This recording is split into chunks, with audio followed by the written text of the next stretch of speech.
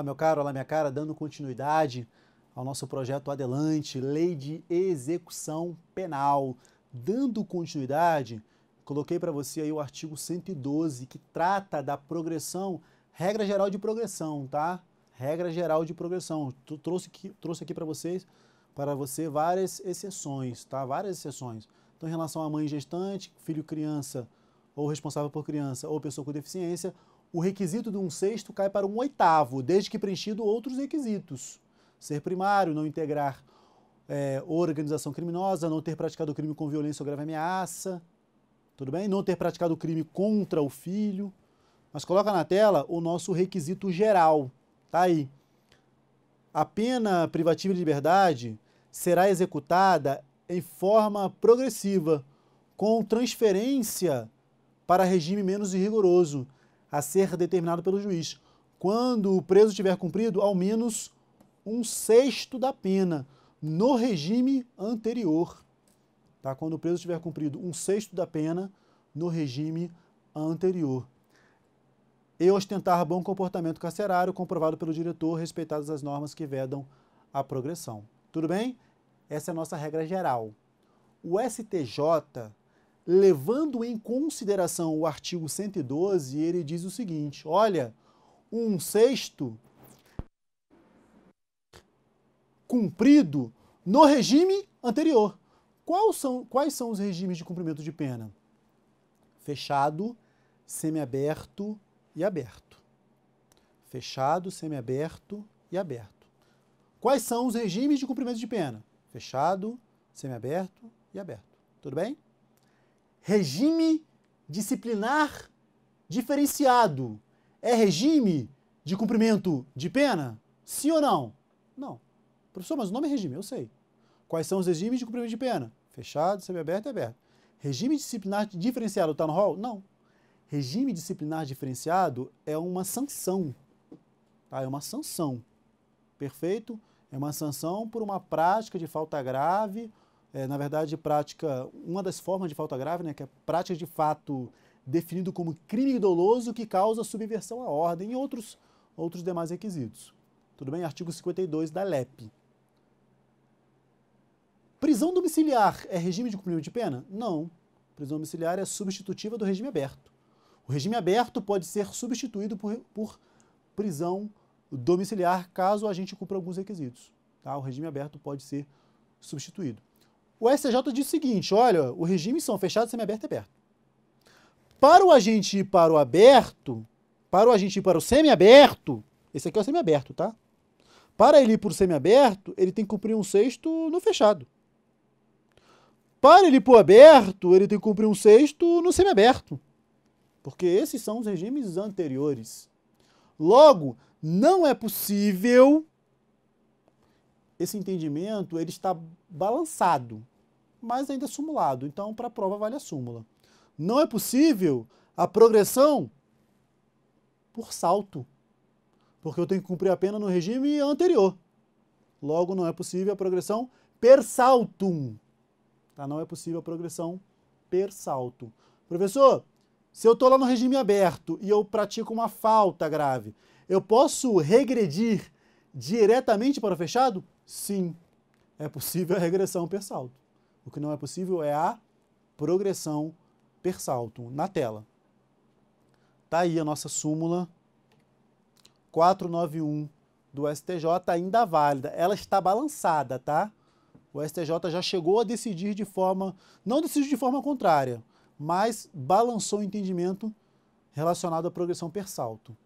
É inadmissível a chamada progressão per saltum de regime prisional. Para sua prova, eu ainda indico seguir o entendimento sumular, o entendimento do enunciado de súmula número 491, lá de 2012. Perfeito, tranquilo, vamos adiante. Mais uma questãozinha. De acordo com a Lei de Execução Penal, os condenados por crime praticado dolosamente, com violência de natureza grave contra a pessoa, ou por qualquer dos crimes previstos na lei dos crimes hediondos, incluída a prática de tortura, tráfico ilícito de entorpecente e drogas afins e terrorismo serão submetidos prioritariamente à identificação do perfil genético mediante extração de DNA, ácido desoxirribonucleico. Rapaz, falei certinho, ó, que bonito. Por técnica adequada e indolor. É o seguinte, a lei não fala prioritariamente, ela não fala prioritariamente, ela fala obrigatoriamente. Professor, que pegadinha! Trocou o obrigatoriamente pelo prioritariamente. Isso é uma pegadinha que não deve, não cobra muita coisa. Concordo contigo. Mas existia um outro erro na questão. E esse sim, um erro grave. O artigo 9º-A, está bem no início, né? O artigo 9º-A da Lei de Execução Penal foi incluído posteriormente à lei. O artigo 9º-A foi incluído, salvo o melhor juízo, em 2012, que trouxe a regra relacionada à identificação do perfil genético. Ácido desoxirribonucleico, até decorei. Quando foi incluído o artigo 9º-A, o que ele disse? Olha, somente é obrigatória a identificação de perfil genético nos crimes dolosos com violência grave à pessoa e nos crimes previstos no artigo 1º da Lei 8.072. Crimes dolosos com violência grave de natureza grave à pessoa e nos crimes previstos no artigo 1º da Lei 8.072. Ou seja, são chamados crimes hediondos puros. Não entra os equiparados, tráfico, tortura e terrorismo. Porque a lei cita somente os crimes previstos no artigo 1º. Logo, não entra tráfico, nem tortura, nem terrorismo. Cuidado. Qual é o cuidado? Na tela para mim. Ou seja, olha o cuidado. São dois casos que é obrigatória aqui a identificação genética. Primeiro, crime com violência de natureza grave. Segundo, crime previsto na lei dos crimes hediondos, artigo 1º lá. Não entra tortura, tráfico e terrorismo. Não entra. No entanto, a tortura e o terrorismo entram na primeira hipótese. Porque tortura e terrorismo é crime doloso com violência de natureza grave contra a pessoa. Logo, tortura e terrorismo entram na primeira hipótese. Não entram na segunda, porque a segunda só cita crimes do artigo 1º da lei dos crimes hediondos. Mas entram na primeira hipótese. O tráfico não entra na primeira hipótese, porque o crime de tráfico não é um crime de natureza grave, com violência de natureza grave contra a pessoa. Logo, o tráfico não entraria. Perfeito? Portanto, na tela, para mim, questão errada. Tá? Gabarito errado. Perfeito? Vamos adiante. Vamos lá. Próxima questão. Considerando o entendimento jurisprudencial do STJ, julgue o item a seguir em relação às faltas disciplinares praticadas no curso da execução penal.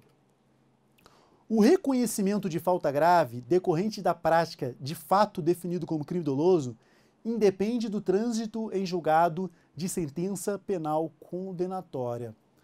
Tema recorrente em prova. Esse tema, 2019 aí, ó. Tema recorrente em prova. Por quê? Porque é simulado pelo STJ. Tá? Só que o tema ele foi simulado 2 vezes, porque são 2 coisas diferentes que a gente vai tratar aqui. Primeiro, o artigo 52 da Lei de Execução Penal foi um artigo incluído depois que trouxe o RDD. O RDD veio depois, salvo o melhor juízo, em 2003 veio o RDD. E o 52 ele fala assim: a prática de fato definido como crime doloso constitui falta grave. E quando subverte a ordem, pode entrar no RDD.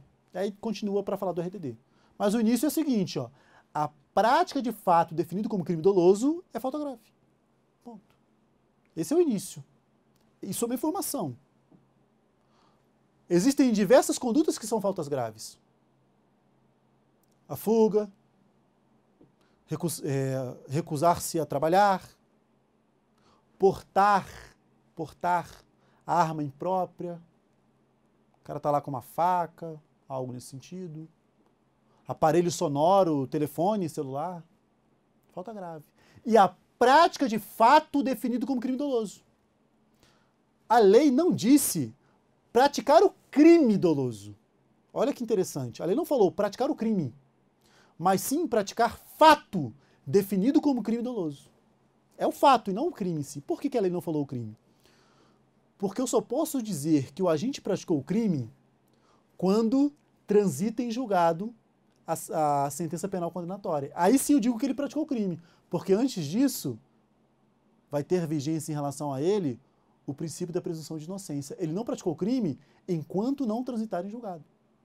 Só que a lei não fala praticar o crime, e sim praticar fato definido como crime doloso. Portanto, pode colocar na tela. Portanto, eu posso reconhecer a falta grave mesmo que não tenha transitado em julgado a sentença condenatória pelo crime doloso. Para ele ter praticado o crime, tem que ter o trânsito em julgado, para dizer que ele praticou o crime. Mas para dizer que ele praticou falta grave, a falta grave é o fato definido como crime doloso, e não o próprio crime doloso. Logo, eu consigo reconhecer a falta grave sem o trânsito em julgado de sentença penal condenatória pelo crime. Professor, praticou o fato, então já é falta grave para ele? Aí que tá. Eu não preciso do trânsito em julgado de sentença condenatória, lá em âmbito penal, não preciso. Mas é necessário um PAD. É necessário um PAD interno. Esse é obrigatório. Ou seja, praticou o fato definido como crime doloso. Sai um PAD em âmbito interno da penitenciária, com advogado obrigatório defensor público, e, paralelamente a isso, uma ação penal. Quando é que eu reconheço a falta grave? Término do PAD. Quando é que eu reconheço que ele praticou o crime? Término lá da ação penal, sentença condenatória com trânsito em julgado. O que eu falei para você de duas formas são duas súmulas do STJ. A primeira súmula vai dizer, olha, para o reconhecimento da falta grave, não é necessário o trânsito em julgado de sentença penal condenatória. Outra súmula, mas é necessário um procedimento administrativo disciplinar. Esse sim, obrigatório. Tudo bem? Na tela. Com isso, você aprende duas súmulas do STJ e fica apto a acertar mais questões de prova. Ok? Gabarito correto, porque, ó, independe, prescinde,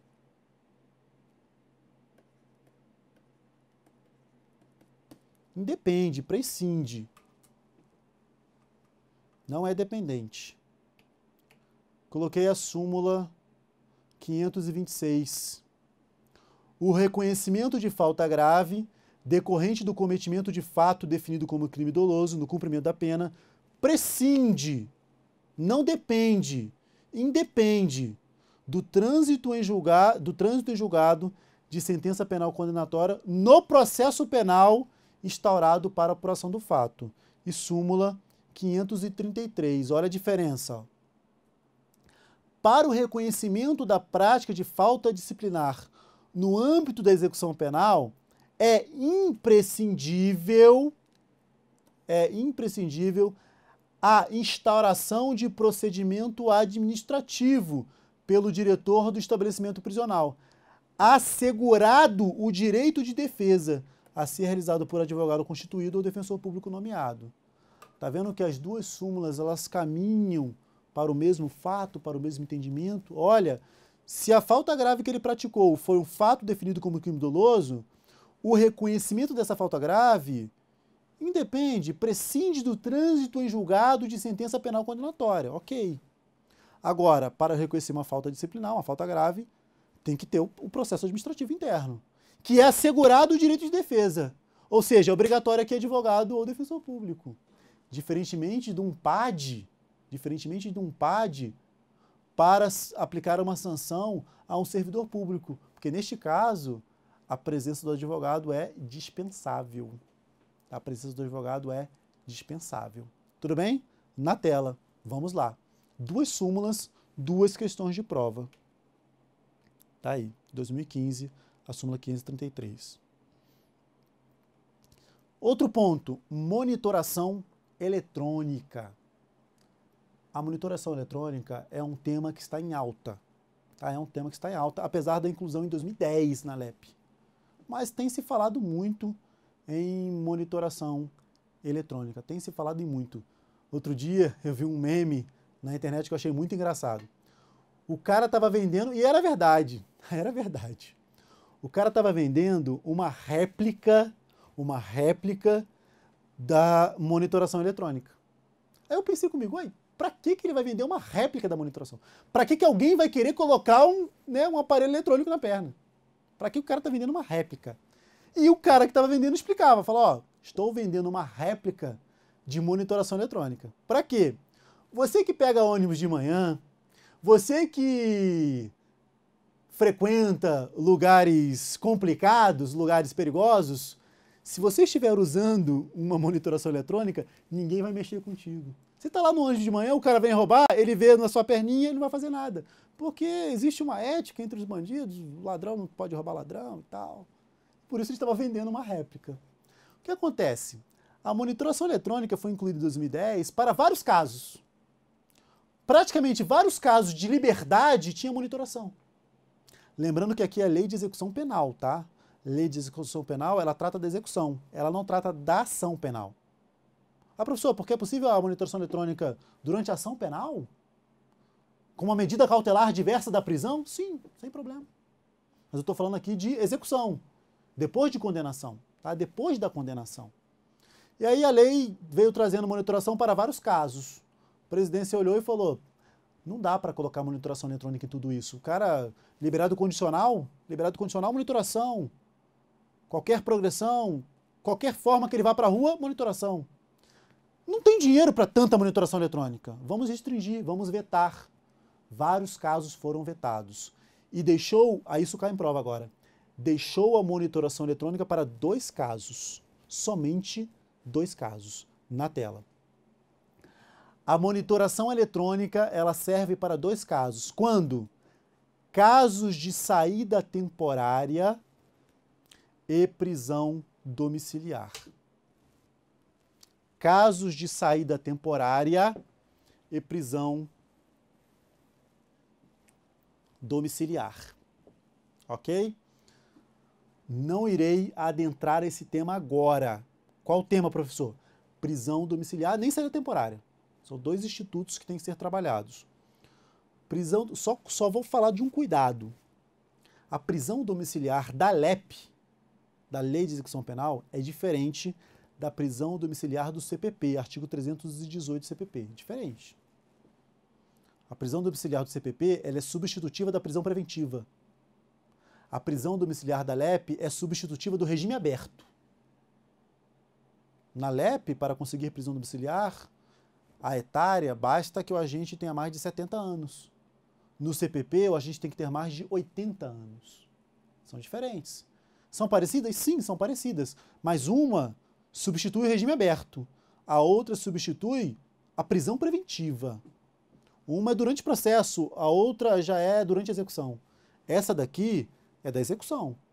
Prisão domiciliar da execução é possível monitoração eletrônica e saída temporária, que eu irei comentar em momento oportuno sobre o que é a nossa saída temporária. Tudo bem? Tranquilo? Na tela.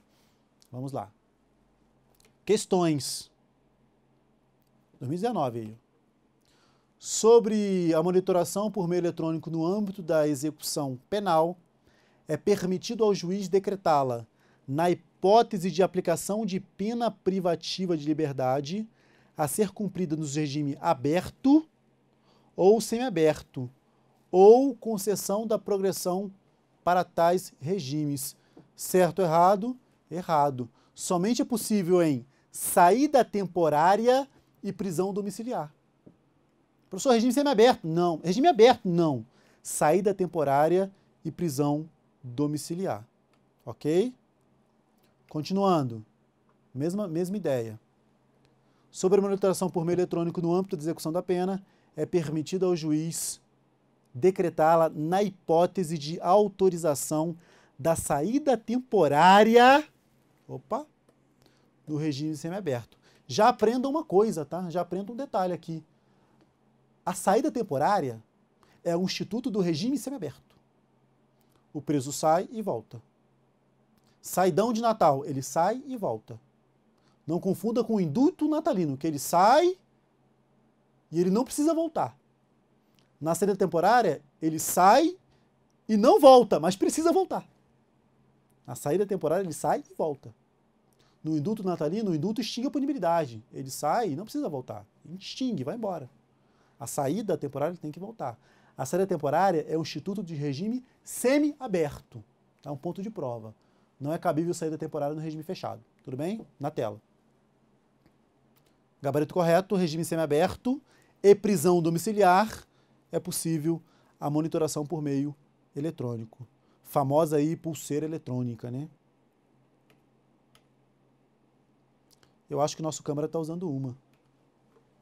Sobre a monitoração por meio eletrônico, no âmbito da execução da pena, é permitido ao juiz decretá-la na hipótese de aplicação da pena restritiva de direitos que estabeleça limitação de horários ou frequência a determinados lugares. Certo ou errado? Errado. Não é prisão. Brincadeira, o câmera ficou chateado quando eu falei que ele estava usando a pulseira eletrônica. É brincadeira. Tá usando não. Tá usando não. Não sei, fiquei na dúvida. Então, somente é possível monitoração eletrônica na prisão domiciliar e na saída temporária. É possível quando o juiz limita horário, limita final de semana? Não, não é possível, somente nesses dois casos. Tá? Decora os dois casos e vai para o abraço. Não pode aqui errar a questão boba de prova, tá? Na tela. Então, essa aí está errada, tá? A questão está apitada. Sobre a monitoração por meio eletrônico, no âmbito da execução da pena, é permitido ao juiz decretá-la na hipótese de determinação da prisão domiciliar, correto? Prisão domiciliar, é possível a monitoração eletrônica. Perfeito, tranquilo. Mais uma. Sobre a monitoração por meio eletrônico, no âmbito da execução penal, é permitido ao juiz decretá-la na hipótese de concessão, essa que cai bastante. Monitoração eletrônica na hipótese de livramento condicional, errado. Somente saída temporária e prisão domiciliar. A ideia original contava com o livramento condicional. Olha, monitoração eletrônica no livramento condicional. Mas foi vetado. Foi vetado pela Presidência da República. Tudo bem? Livramento condicional não é hipótese. Somente saída temporária e prisão domiciliar. Tudo bem? Tranquilo? Um tipo de questão que você não pode errar na sua prova. Tá bom? Na tela.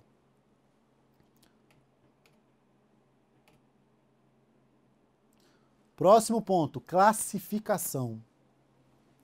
A classificação dos condenados será feita administrativamente pela Comissão Técnica de Classificação, CTC, que elaborará o programa individualizador e acompanhará a execução das penas, devendo propor ao magistrado, sem caráter vinculativo, as progressões, regressões e conversões.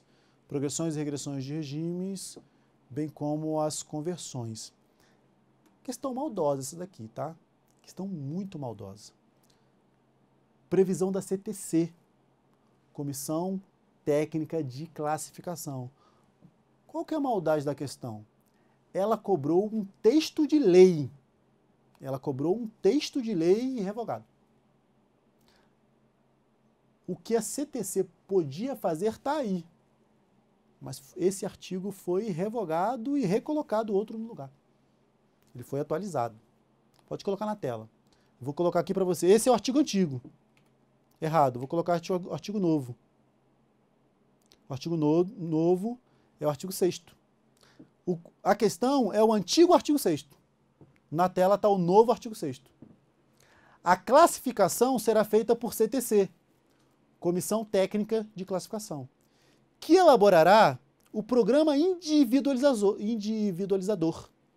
da pena privativa de liberdade adequada ao condenado ou preso provisório. Condenado ou preso provisório. Ou seja, a parte que falava de progressão, de CTC para progressão, acabou. Não tem mais. progressão, regressão ou conversão. Vou fazer classificação, CTC, classificação para progressão, regressão, conversão. Não tem. Ela faz a classificação para a pena. Na aplicação da pena. No início da pena. Quem é que faz a classificação? Na tela. Questão boa de prova, sempre está em prova. Sempre está em prova. A comissão técnica de classificação, existente em cada estabelecimento, será presidida pelo diretor. Pergunta: o diretor compõe a CTC, a comissão técnica de classificação? Professor, se ele preside, ele compõe, claro. Ele é o diretor e ele é o presidente da CTC. Logo, ele a compõe. Primeiro componente é o diretor. O diretor preside a CTC. Tudo bem? Na tela. É composta, porque a lei não fala, ó, é composta, além do diretor, de, no mínimo, 2 chefes de serviço, um psiquiatra, um psicólogo e um assistente social. No mínimo, 2 chefes de serviço, um psicólogo, um psiquiatra e um assistente social. Quando se tratar de condenado a PPL. Interessante. Interessante. Professor, por que o artigo 7º disse que a composição da CTC será diretor que a presidirá e, no mínimo, 2 chefes de serviço, um psiquiatra, um psicólogo e um assistente social? Quando se tratar de PPL. Quando se tratar de PPL. E quando for PRD, professor? Nos demais casos, na tela. Olha o que fala o parágrafo único. Nos demais casos, a comissão atuará junto ao juízo da execução e será integrada por fiscais do serviço social.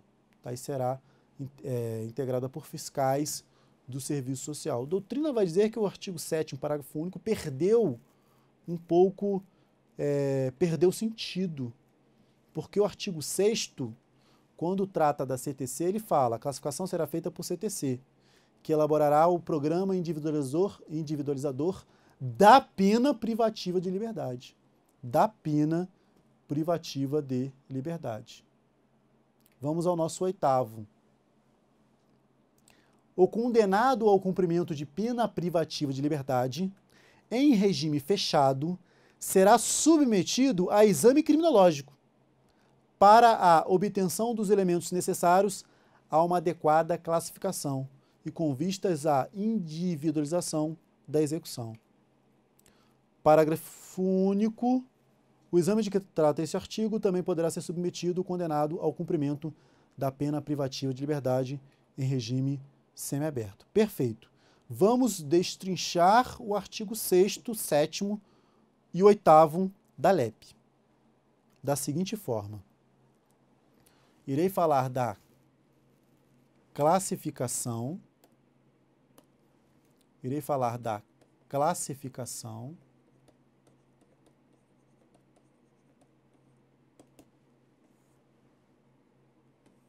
E do exame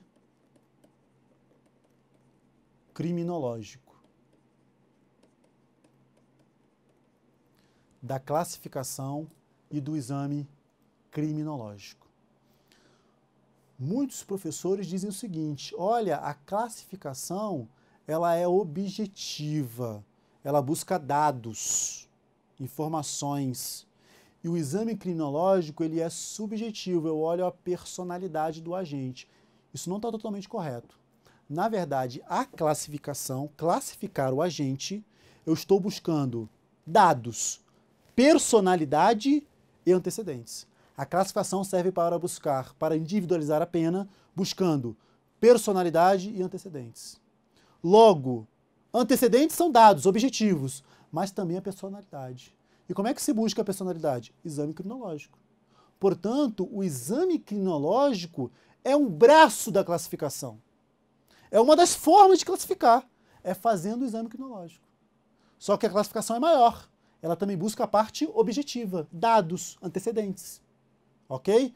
Eu colocarei na tabela da classificação só a parte de dados, mas lembrando que o exame crinológico também é utilizado para classificar, buscando-se a personalidade do agente, ok?